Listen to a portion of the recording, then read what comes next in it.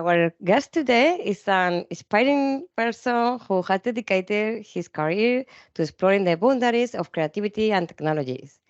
He has been researcher in SADE Business School in the Department of Innovation for Cities, the I2CAT Foundation, and Fraunhofer.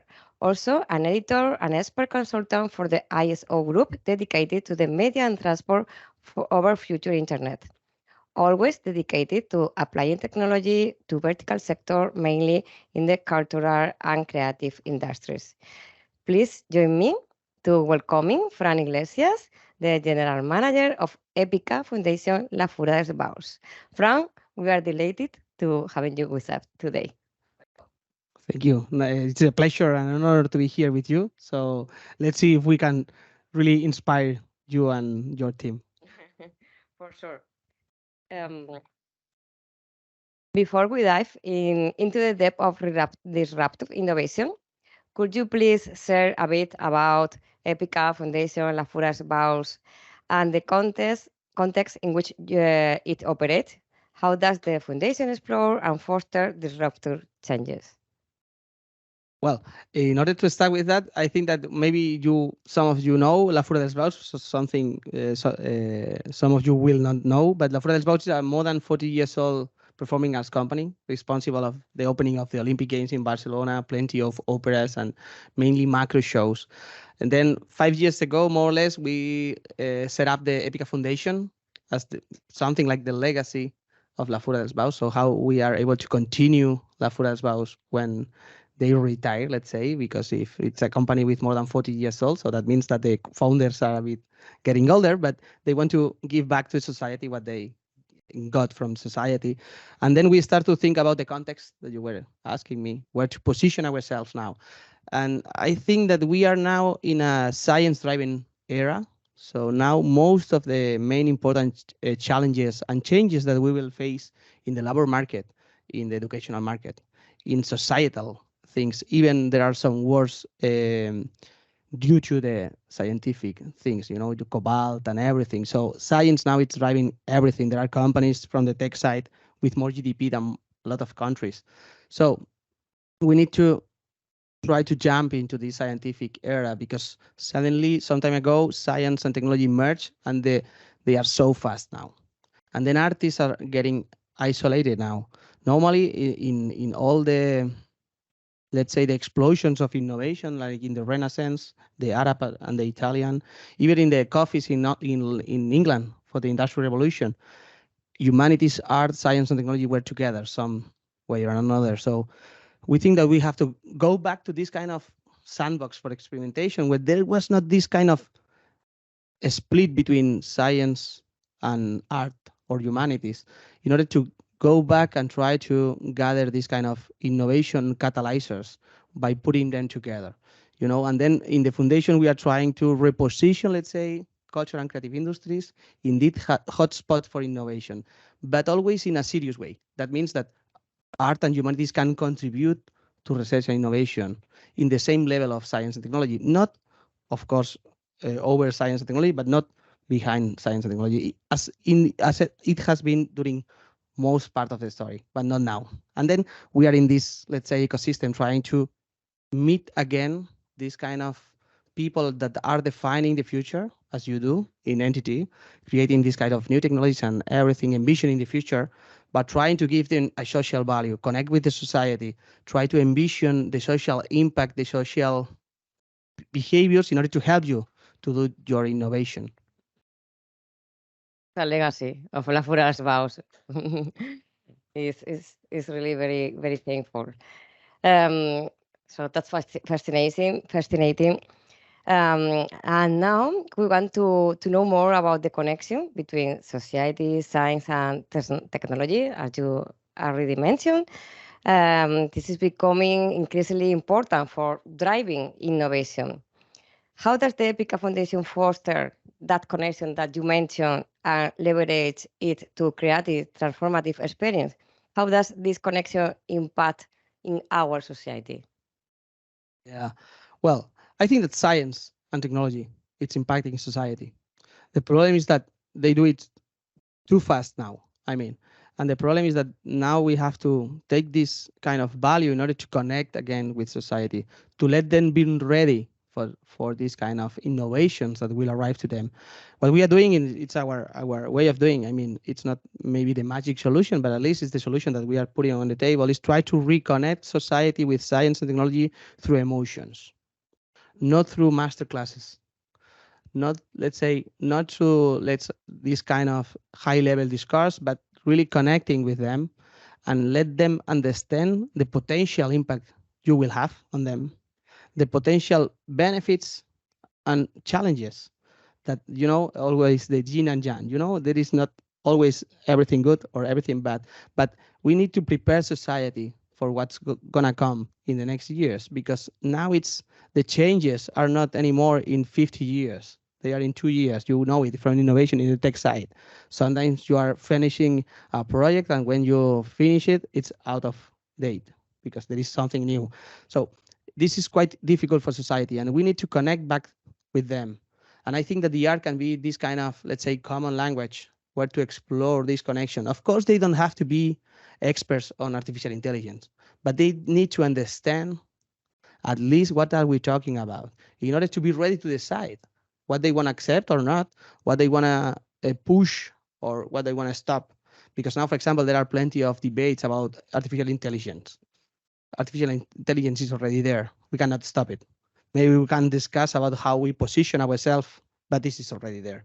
But that's the problem. So everything is so fast that we need to connect again science and humanities in order to be ready to talk about the future and not always about the past. In the last few years, or well, maybe too many years now, as we are disconnected. Once we notice something that we want to explain to society, we are talking about the past, and we need to go back to the future, because it's also inspiring for you to be able to understand what's going to happen in the social environment in order to be ready for innovation. As you know, you are experts in innovation, so I will not explain you how innovation works, but I think that actually we are quite focused on this kind of accumulative innovation. And that's why we cannot speed up the projects. So we have to try to envision a bit longer the innovation process in order to be ready to create something really disruptive. And this can be, as it was done, for example, with Jules Verne, the submarine. But this is the other way around now. So normally it was something like a dreamer draw a submarine and science start working on how to create the submarine. Now it's the other way around. There are plenty of potential innovations, potential technologies, potential knowledge that we still don't know what's for. So I think that this reconnection with societal challenges, with art and humanities, and the potential knowledge in science can really help us to think on this future, to be ready to work on it, and not talk about the next 2 years, but talk about the next 10 years. And then in this way, we will be able to really create new things and also prepare society for accepting them. And you talk about emotions. And do you think, I'm sorry that you are, how emotion, creativity, and technology works together to be interested for society, or for to create something new in people? Or do you think that creativity, emotion are necessary for creativity or for technology? I think that yes, emotions are always needed for everything you want. I mean, if you are able to create emotional links, it's easier to sell your technologies. It's easier to sell your innovations, but emotions are always needed. For example, I will give you a couple of examples when you create this kind of connection between science, technology, and the arts, as we do. For example, we were working some years ago in a workshop about fake news. Fake news is trendy. But normally, the real reaction that people have against fake news is that it's not for me, it's for my mom. I'm smarter than fake news, but this is not true. I mean, when you talk with the experts, fake news is for everybody. So, for example, we create something like an experience. It was a workshop about refugees. So, according to a sociological analysis of the refugee stages, so we were able to more or less recreate that the audience were refugees, and then we work with them in this kind of refugees travel journey. But the important thing is that during the whole event, we developed a connection that it's another success story that I will explain you later, but it's important. So we are able to send any kind of multimedia content to the audience, any kind, 360 video, augmented reality, text, audios, videos, whatever you want, to the whole audience, or split it in different. So only men, only women, only women's that like football and apples. I don't know. You can create as many storytellings as you want with the same audience. And then we were able to create this kind of with small details. We talk about one character in the middle of the experience, but this is it's not a show. We don't have chairs. It's something like an experience. You are part of the thing. We tell half of the audience that one character was a refugee escaping from 3 wars, looking for their kids because he lost his wife in a war. And the other half of the audience, we told them that he was a terrorist that raped 20 women and killed 50 kids, and they were escaping. Yeah. Then at the very end of the experience, when the police arrived to take him, half of the audience tried to stop the police, and the other half start to throw him bottles of water. And then you easily can recognize how my reaction and your reaction, that we are quite similar at the end. So it's not the kind of reaction with a old woman in Salvador or you know, that we are quite different. No, it was you and your couple. Then suddenly this is something like a shocking impact for you, that with small details, we were able to change completely your perception. Then after the show, we were able to talk with them about fake news. And then everybody sit down and listen, because this was important for them. This was a good example how you can create this kind of precognitive emotional link with them in order to prepare them to listen. That is quite important, because at the end, you in science technology, you have a lot of knowledge, but then you need to prepare them to listen and to be ready to understand what's going to happen. So this is a nice example, but in the same thing, we are able to also inspire technologists and scientists. It was a really nice trial for them to test which kind of fake news worked better or worse. We have done really good experiments in neuroscience, memory, about placebo and dopamine in your neurocognitive brain. We have done plenty of inspirations also for the science. And for example, we started like something like a use case for this kind of transmedia storytelling based on the behave theory coming from science. And now we have a fully working technology, new technology that we are now analyzing the way we exploit it in the market. You know, so this is how we try to close the gap. So it's good for society, but should be good for scientists and technologists, because if not, the collaboration is not real. So this is the way. Wow, the importance of listening and observation before to take a decision or a thought. That's great, Fran. So now, could you share some more example, or use cases where the Epica Foundation has applied disruptive innovation to create transformative experience? You already mentioned a couple of them. And how you seen the power of creativity and technology come together to challenge traditional norms and inspire audience? I think that this is the important question. So we have to challenge innovation. I mean, uh, innovation now, in my opinion, honest opinion, as it should be too fast, as fastest as the potential growth of technology when meeting science. Then it is a problem. So we have to reflect again about these horizons of innovation. We have to work a bit longer in order to really create disruption. Of course, short-term innovation is nice. I mean, you can improve process and whatever, but we need to start thinking on what's going next in order to be ready, because enough we are always late.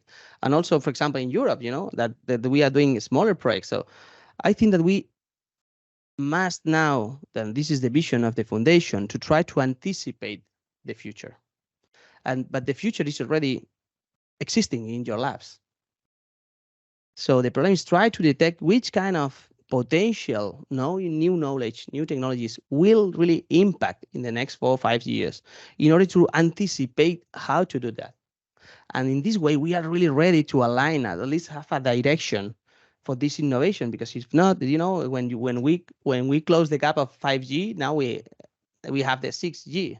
So these kind of things, I mean, you need a direction in order to really go in this direction. And that's why I think that it's quite important to merge this kind of new knowledge that it has been done always during the history. For example, the World Wide Web was a really catalyzer of innovation.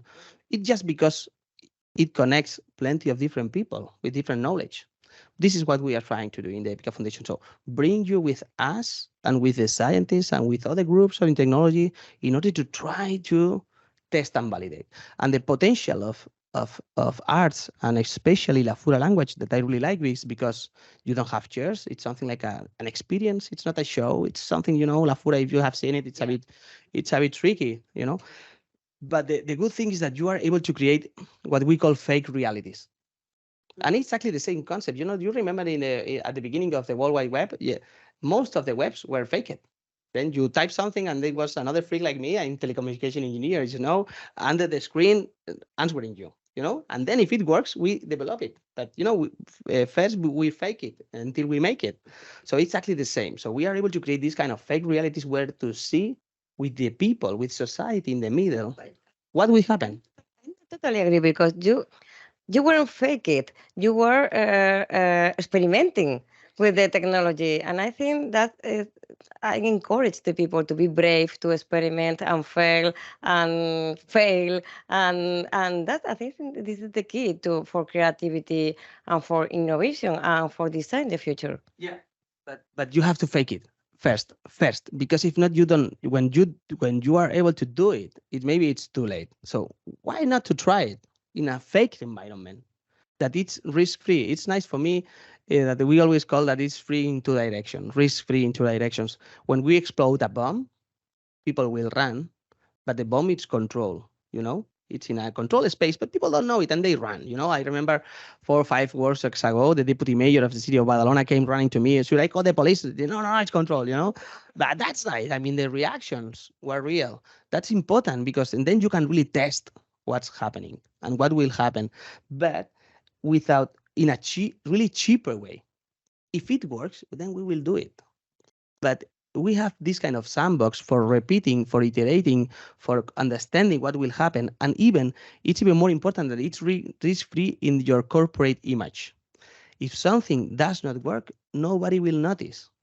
So we can repeat it tomorrow and solve and fine-tune the solution. This is quite important because in this way, you are able to detect bad ideas. Imagine the amount of money that you will save by detecting bad ideas in innovation in a fast and short-term period. That's perfect. So that's the way, because if you are able to detect 3 bad ideas, but one good one, it's marvelous. Because I always remember that, Steve Jobs, I saw it in your marvelous wall, change the world. Yes, but imagine that iPhone will not succeed.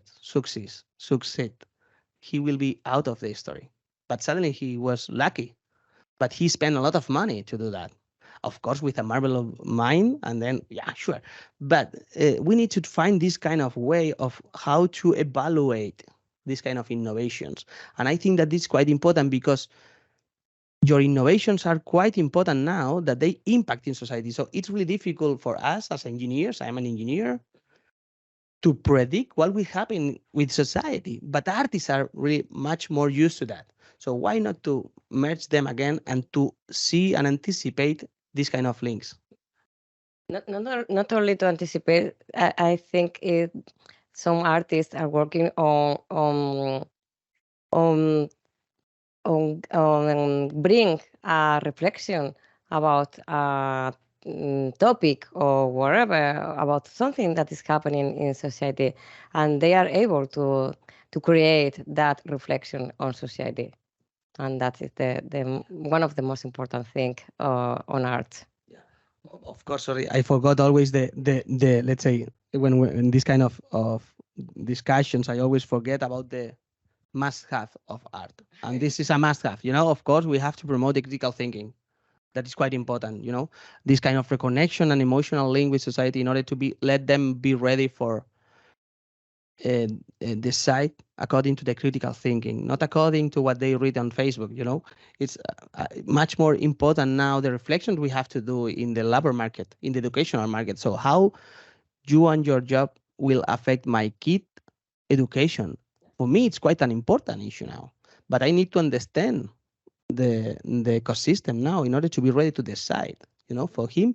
So it's quite important. And this is, of course, the value of the art. But for me, in order to really create this kind of collaboration in a horizontal way, of course, this should be, but this is in all art pieces, let's say, how to really create this kind of critical thinking and all this knowledge transfer, all this impact on society. Yeah, but at the very, very end, we need to also validate that this is one of the main missions of the foundation, how we are able to also generate value for you. Because only when we are able to validate that we are valuable for the research and innovation ecosystem, the research and innovation ecosystem will absorb us as part of that. We are getting good results now. We are in Horizon Europe projects, we are in STARS projects, we are now jumping not in the cultural projects, but in the scientific projects. That's quite important for us because we are in this way trying to validate that we are a valuable player. Not the most one, of course, but not something like the last one. We are another player, and this is quite important. But of course, we need and we should continue this critical thinking and these valuable things of the art. But I think the artist should now do a step further and say, okay, I can do this, but also plenty of different things valuable for you, because if not, this kind of relation, it's not fair. Mm-hmm. That's very interesting because the critical thinking is something that is inherent in the art world. But you have been working with many scientists and technologists, and that. How do you approach that critical thinking to that sectors or that environment that are not so in a general way talking to this sector or that kind of profile? How do you help to everyone to that for the most technical professional to generate that critical thinking? I think that they are part of society. I mean, you need to connect with them in the same way. But it's also not fair to say that, well, for example, you will see now plenty of news on that. So there are these kind of sesgos, bias in the, yeah, sure. I mean, because I have no clue about ethics. The thing is that we don't have to really do a master on ethics to these engineers because you need another life for that. What you have to do is to create these kind of multidisciplinary teams in order to be able to discuss. And in the same way that the expert on ethics will not be able to understand the details on the algorithm, it should be the same way, the other way around. I mean, they should just be partners and be part of the thing and be able to discuss and to understand, not the whole thing, but at least. But because I'm quite sure that, of course, there are plenty of biases. This is true. I mean, this is objective. Yes. But I am quite sure that they are not, let's say, because of the engineers want to do that. It's something like appear because they don't have the knowledge enough. But that's the way we have to, again, create these kind of ecosystems where they have to meet and understand each other to find the middle point in order to be in line. Yeah, super interesting. One more question. So, looking ahead, how do you use the role of design in shaping the future? The question, particularly in relation with technology and society. So let's talk about future. Yeah, I think that we have talked a lot about future, but I think that maybe you are more familiar with future design. Yeah. So it should be something similar. But what we do is, as we came from the performing arts world, let's say, we are used to do, and then it's something like this kind of ambitioning from future design. So try to find the small details in your labs in order to be really affecting the future. But we tried. We create this fake environment, this anticipatory art. So we create this fake reality for the audience in order to see and smell and feel. This will be affect like that. This again, in order to give us the opportunity to analyze. It's quite important. And now we are getting also merging the creative sector plus the scientific method. It's quite interesting now. As you know, I came more from the scientific one, but I really love the creative one. So, but what we are now understanding and taking advantage is the rigorosity from the scientific world. So, but also the entropy from the creative. It's quite interesting because in this way we learn, for example, that we need for the experimentation to modify only one variable, not two at the same time, because then results are not good enough. But in this way, during these 5 years, we learn a lot and we understand a lot this kind of combination. And we are proud to say that, for example, we did a publication on neuroscience according to the results in the experiment. So that's nice because in this way, we figure out how we are able to really be part of the science and the development part, in a serious way. And in this way, we have to modify small details. But the creative process, for example, we are now working in a really nice experiments with some people from here, from Barcelona, from that they are analyzing the creative process in your brain. If we are able to really validate these kind of things, the creative process is quite similar in the scientific world and in the artistic one. Well, with different words, but exactly the same. With you see the process, it's something like you envision an idea, you try to do it, you fail, and you try it again, you fail again, and at the end, it's more or less exactly the same. The innovation process, it's not from science, technology, or arts. It's a process, and it's more or less the same. The problem is that we have different languages, but at the end, once you are able to understand the proper language from all of them, you are able to put them in the same table. And do you know why this is quite important for disruptive innovation? That it's the what we like, how to create this kind of new knowledge in the border, not accumulative innovation, disruptive innovation. It's because when you are part of this thing, you are not an expert anymore because we are not talking about you. We are talking about something in the middle. So that's what we have, the feedback we have from the experts. It's quite interesting because they feel much better in this space because they don't have anything to demonstrate. So they can put on the table what they think about, not what they know about. And in this way, we are able to create this kind of new visions, new ideas, because you are not trying to validate your already state-of-the-art knowledge. So you are in a free space where we are not talking about your technology. We're talking about something different. So you can really contribute to the solution with your knowledge, but not with your background. It's a bit tricky. And then this is the nice way to detect these kind of new ideas. And at the very end, you know why? I think it's quite important, but we are not old enough. But I really believe on that we can have a really impact in midterm with the tech people and science people. So if we are able to modify that, I think so, the way of doing, we will be able to analyze in the next 5 years our potential impact. It should not be a short-term impact. Should be the way we change them in their process. And we are, for example, one group in EDBA in the neuroscience in Bebice, they create a new research line according to results. That's nice. But we need a bit more time to really be able to pack the impacts. But you are experts in innovation, so you know that it's not easy to parameterize the results of innovation in the short term. So we are 5 years old, so we are still on the way. Yeah, so for you, the midterm is 5 years. Yeah, we are 5 years. Sorry, honestly, the first 4 ones, we now we are quite happy because I think that now we are in a really good position. But in 5 years, we spent 4 of them trying to understand what we wanna be when we were older, trying to position ourselves. So now we have a clear message. Now we have a clear vision. Now we have the proper network, and now we are ready. But 3 years ago, we were experimenting. So I can explain you more failures than success. But this is how does it work.